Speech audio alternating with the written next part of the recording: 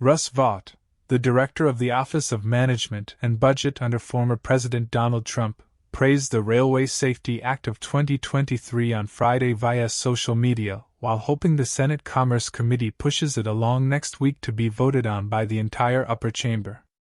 The notion that large amounts of flammable gases ruinous to communities, if derailed, shouldn't be considered hazardous like flammable liquids already regulated is idiocy disguised as ideology. Vaught added. Vance's legislation was initially introduced in a bipartisan effort with Senators Josh Hawley, Republican Missouri, Marco Rubio, Republican Florida, John Fetterman, Democrat Pennsylvania, Bob Casey, Democrat Pennsylvania, and Sherrod Brown, DOH.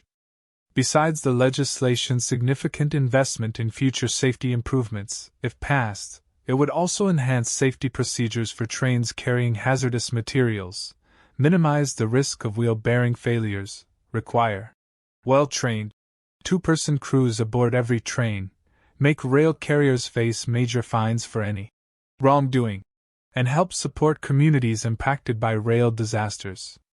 Vance introduced the legislation in the aftermath of a Norfolk Southern train derailed in East Palestine in early 2023. The train carrying dangerous chemicals was left spewing into the community's environment. Cleanup crews ignited 5 train cars to get rid of toxic chemicals in a controlled environment. The Ohio Department of Natural Resources calculated that more than 43,000 fish and other aquatic animals were killed as a result. A recent study found that high dioxin levels in soil in East Palestine may pose a cancer risk in the area. The state's attorney general has since filed suit against Norfolk Southern. Immediately after the derailment, Ohio's politicians, such as Vance, sprung into action. Additionally, Trump visited the town to deliver truckloads of bottled water, in addition to buying food for the police and fire departments.